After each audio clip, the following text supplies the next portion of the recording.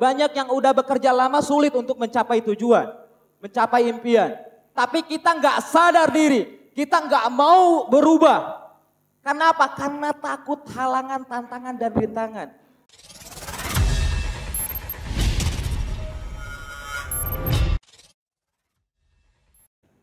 Nah, untuk sukses banyak orang yang bilang impian menentukan arah. Ya, impian menentukan arah tujuan kita. Tapi yang harus kita fokuskan adalah perjalanannya. Percuma kita punya tujuan, pengen ke Jakarta. Tapi kita hanya ada di pikiran. Gak melakukan perjalanan, maka kita gak akan pernah nyampe. Tapi selama kita melakukan perjalanan tersebut, suatu saat pasti nyampe. Nah, apa perjalanannya di bisnis ini? Sikap dan keyakinan. Untuk sukses perlu ini Bapak Ibu. Kita harus memperbaiki sikap kita. Dan kita harus memperbaiki keyakinan kita. Next. Yang pertama, antusias. Melakukan semua aktivitas di PTBS dengan semangat, motivasi, serta percaya diri. Jadi yang pertama antusias. Ada 3 tipe manusia. Ya.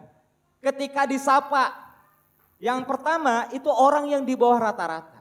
Orang yang di bawah rata-rata ini, ya ketika ditanya misalkan apa kabar, lagi gini mas, saya lagi sakit, lagi kurang duit dan lain sebagainya. Jadi loyo gitu. Nah ada tipe yang kedua yang biasa-biasa aja, ketika disapa contoh apa kabar, alhamdulillah sehat. Tapi orang yang luar biasa, orang yang nanti kehidupannya berubah, spektakuler, dia memiliki antusias yang luar biasa. Ketika disapa apa kabar, jawabannya apa? Merdeka. Kenapa harus merdeka? Karena kita gak boleh lagi dijajah oleh hutang riba. Siap. Miliki antusias Bapak Ibu, miliki semangat. Kalau mau sukses harus semangat. Gak ada satupun yang saya lihat orang sukses dia loyo. Orang sukses pasti memiliki antusias yang tinggi. Semangat yang tinggi, optimisme yang tinggi. Jadi pastikan itu dimiliki oleh Bapak Ibu semua. Walaupun mungkin ya di awal-awal ketika pertama bergabung ya masih 0 bonus. Masih 0 mitra. Saya pun sama, ketika awal bergabung ke bisnis ini gak langsung tiba-tiba mobil, tiba-tiba luxury, gak ada. Tapi mulai dari 0. Nah adilnya bisnis ini justru itu.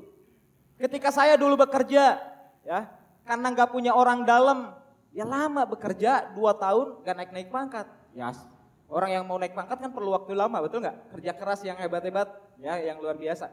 Tapi ada yang baru masuk, tiba-tiba jadi senior saya. Adil nggak? Kenapa? Karena ada orang dalam. Tapi di PTBS, siapapun itu, apapun latar belakangnya, mau dia pengusaha, mau dia orang biasa, mau miskin, mau kaya, mau siapapun itu, mulai dari 0. Betul? Tapi yang menentukan masa depan kita tergantung yang pertama ini. Antusiasme kita seperti apa? Apakah kita memiliki semangat untuk merubah hidup? Apakah kita memiliki motivasi diri yang kuat untuk kita merubah hidup? Yang kedua, optimis. Yakin bahwa apapun yang dikerjakan pasti akan berhasil. Cepat atau lambat. Nah, ini yang saya yakini Bapak Ibu. Ketika dulu awal merintis, saya yakin suatu hari nanti saya pasti mencapai hidup yang sangat luar biasa. Di mana mentor-mentor saya udah membuktikan, maka suatu saat nanti saya pasti membuktikan. Yang penting, yang pertama saya harus antusias. Setiap kali ketemu orang saya antusias, saya semangat menyampaikan bisnis ini. Dan yang kedua saya memiliki keyakinan diri, ya optimisme terhadap diri sendiri. Bahwa saya mampu untuk sukses, saya mampu untuk berhasil. Cepat atau lambat pasti berhasil. Kepengennya cepat, ya betul nggak? Target saya, ya alhamdulillah, ya target sebulan. Pengen dapat mobil. Kata orang gak mungkin, mustahil. Ketika saya presentasi pertama ke Kang Dodi contoh. Kang Dodi bisa dapat mobil di bisnis ini. Gimana caranya? Pokoknya datang aja dulu. Saya kebetulan lagi di Bandung, di rumah sponsor saya, Pak Sunario. Kang Dodi tengah malam datang. Pertama ketemu saya ajak salaman. Kata saya, siap sukses? Siap dapat mobil? Bingung dia. Tapi mau nggak punya mobil? Mau. Ya udah salaman. Ketika udah salaman, sukses. Makin bingung. Antusias dan percaya diri, betul? Udah bingung, udah penasaran. Itu teh gimana bisnisnya? Ayo masuk dulu. Setelah masuk, ada flip chart, ada produk. Itu teh apa bos? Udah jangan mau tahu, bahaya nanti mobil bisa benar-benar didapat sama Kang Dodi. Akhirnya tambah penasaran, tambah kepo. Karena ini modal utama. Ya. percaya diri. Saya yakin saya bisa dapat mobil, saya yakin bisa luxury, saya yakin bisa punya penghasilan ratusan juta tiap bulan. Alhamdulillah, awal mula Kang Dodi juga nolak. Ya, nolaknya ya terlalu Kang Dodi, terlalu kritis. Banyak pertanyaan A, B, C, D, segala ditanyakan. Ya, gimana kalau nanti nggak bisa ngerekrut satupun? Gimana nanti kalau nggak bisa sukses? Gimana nanti kayak gini, kayak gitu dan sebagainya? Ucapan saya sederhana, mindset is doa. Pikiran itu doa. Apa yang kita pikirkan itu yang akan jadi kenyataan. Hati-hati dalam pikiran. Bicara kita ya, omongan kita itu yang akan mengubah hidup kita. Yang mengubah hidup kita, hati-hati dengan ucapan. Jangan ada kata-kata loyo. Kalau mau sukses, lihat orang sukses. Mereka antusias, mereka percaya diri. Siap? Dan sekarang Kang Dodi jadi sukses. Alhamdulillah. Yang ketiga, tangguh. Memandang tantangan sebagai pematangan dan pembelajaran diri. Jadi memandang tantangan itu hal yang biasa, hal yang normal. Nah, jangan jadikan tantangan ini sebagai musibah, tapi jadikanlah sebagai pengembangan diri kita, sebagai pembelajaran. Karena halangan tantangan itu pasti. Bapak Ibu, ada nggak yang merasa hidupnya sulit? Ada ya? Banyak. Saya pun dulu sama seperti itu. Ya, ketika 5 tahun yang lalu saya ngerasa diri saya, kayaknya paling sulit. Padahal lebih banyak yang lebih sulit dari saya. Ketika ada orang yang bilang hidupnya sulit, ya berarti dia belum benar-benar sulit kehidupannya. Kenapa kayak gitu? Contoh, pengen gak dapat 1 miliar? Pengen. Saya kasih reward 1 miliar. Tapi dengan catatan satu. Misalkan Bapak Ibu harus renang ya di sungai yang dalam, dan di situ banyak ular-ular berbisa. Kira-kira mau nggak? Mau nggak? Nggak mau kan? Nyawa taruhannya, bener nggak? Walaupun ada 1 miliar. Tapi beda cerita ketika misalkan dihadapkan dengan hal yang tadi, tapi di belakang kita ada sesuatu hal yang menakutkan. Contoh, harimau. Harimau udah siap menerkam Bapak Ibu. Apa yang Bapak Ibu pilih? Apakah diam diterkam harimau atau mau lewatin sungai itu dengan ada harapan hidup? Pilih mana? Pilih harapan hidup. Betul nggak? Daripada diam udah pasti mati. Terkadang kita nggak sadar. Waktu terus berputar. Dari hari ke hari, minggu ke minggu, bulan ke bulan, tahun ke tahun. Makin kesini bukan makin mudah. Makin kesini makin sulit. Kita lihat banyak pengangguran, betul nggak? Banyak yang lulus sekarang nggak susah untuk cari pekerjaan. Banyak yang udah bekerja lama sulit untuk mencapai tujuan, mencapai impian. Tapi kita nggak sadar diri, kita nggak mau berubah. Kenapa? Karena takut halangan, tantangan dan rintangan. Takut tadi di sungai itu ada ular berbisa. Tapi mana yang lebih ditakutkan? Apakah hidup Bapak Ibu mau miskin terus, mau susah terus, atau mau menjemput impian Bapak Ibu dengan melewati halangan tantangan rintangan? Dan halangan tantangan rintangan di sini gak menyangkut nyawa. Kita kerja misalkan contoh jadi pilot, ada resiko nyawa gak dipertaruhkan? Kita kerja misalkan di pabrik gilingan, ya, pabrik mesin besar, ada resiko gak salah satu tubuh kita kena? Ada salah satu orang yang di kampung saya, dia bekerja di alat berat, sampai akhirnya ketimpa kakinya. Dan sekarang diamputasi. Di bisnis ini, perlu berat-berat seperti itu enggak? Halangan tantangan rintangan di bisnis ini apa sih? Cuman penolakan. Dan penolakan hanya masalah mental. Siap? Jadi enggak masalah, ada halangan tantangan rintangan enggak masalah. Apalagi kalau hasilnya jauh lebih besar daripada halangan tantangan rintangannya. Kita aja udah berjuang di luar sana berapa tahun. Saya sebelum ke bisnis ini udah berbagai macam hal saya lakuin. Saya belajar bisnis semenjak SMK kelas 1 karena saya udah gak minta-minta sama orang tua. Almarhum ibu saya sakit parah waktu itu, TBMDR. Yang diharuskan dibawa ke rumah sakit. Karena gak punya duit akhirnya cari-carilah peluang yang bisa gratis. Ya, hingga akhirnya dirawat di rumah sakit Hasan Sadikin.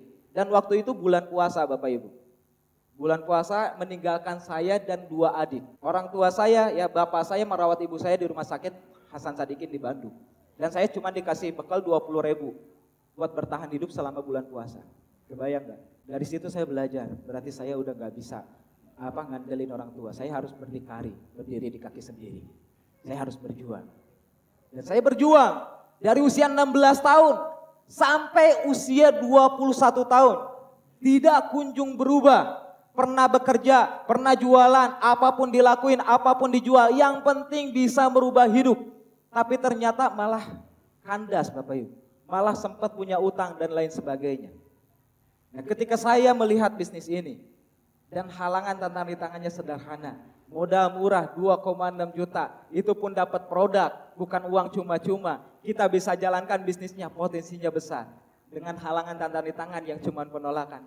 Hal biasa. Saya gabung gak gabung PTB, saya tetap dihina. Saya gabung gak gabung di PTB, saya tetap direndahkan. Saya gabung gak gabung di PTB, saya tetap sakit hati. Ketika apa? Ketika orang tua saya nangis-nangis, minta pinjam ke saudara. Gak ada yang ngasih, padahal itu buat kebutuhan hidup. Padahal buat beli beras. Tapi ketika lihat bisnis ini, penolakan itu hal yang biasa.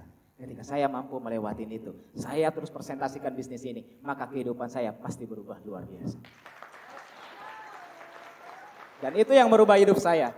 Jadi jangan jadikan tantangan rintangan sebagai hambatan, justru sebagai pembelajaran. Tantangan bukan alasan untuk berhenti, tetapi bagian dari sebuah proses menuju sukses. Kita ini bukan malaikat Bapak Ibu. Kalau malaikat ya suci, betul nggak?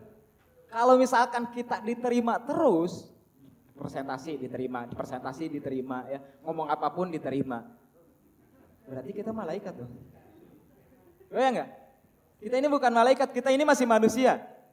Selama kita hidup, pasti hidup ini antara dipengaruhi atau mempengaruhi. Circle lingkungan tergantung circle kita. Tapi dari situ kita ya mempelajari apakah kita yang mau dipengaruhi atau kita yang mempengaruhi. Kalau saya milih, saya harus mempengaruhi orang lain untuk menjadi lebih baik lagi. Saya boleh dipengaruhi orang lain tapi dengan catatan harus lebih baik. Jadi pengaruh atau dipengaruhi. Jangan sampai kita dipengaruhi hal yang negatif. Membuat kita akhirnya nggak bertumbuh. Tapi pastikan kita boleh dipengaruhi oleh hal-hal yang positif, yang merubah hidup kita, yang akhirnya mindset kita berubah, akhirnya kita bergerak. Hingga akhirnya kehidupan kita berubah. Dan kita harus mau dan harus mampu mempengaruhi orang lain. Bisnis ini bisnis mempengaruhi Bapak Ibu. Betul nggak? Sebetulnya gabung gak gabung ke bisnis ini, kita tetap seperti itu. Antara kita dipengaruhi atau mempengaruhi. Kita aja dulu misalkan lagi sekolah, ngajak bolos, pernah nggak? Pernah. Hal yang negatif aja kita lakuin gitu. Betul nggak? Mempengaruhi orang lain mampu untuk hal yang negatif. Kenapa untuk mempengaruhi orang lain untuk hal yang positif kita nggak mampu? Kita harus mengaruhi orang lain. Jangan sampai tantangan sebagai alasan untuk kita berhenti. Ditolak, dihina, oh nggak mungkin. Dan siapa sih kamu? Kamu hanya anak tukang kayu bakar dan siapa sih kamu? Kamu punya utang gede dan siapa sih kamu? Banyak yang mencibir, menghina. Tapi saya percaya sukses adalah hak semua orang. Setiap orang berhak untuk sukses. Tapi ketika ada orang yang seperti itu jangan sampai saya yang terpengaruh. Tapi pastikan dia yang dipengaruhi oleh saya hingga akhirnya dia berpikir berubah. Kalau dia nggak join, suatu saat pasti join. Kalau misalkan nggak ke saya, bisa ke tim saya. Kalau nggak ke tim saya, bisa ke tim yang lain. Ketika walaupun misalkan dia nggak join juga, saya sukses, tim saya sukses, nggak masalah. Yang penting gue sukses.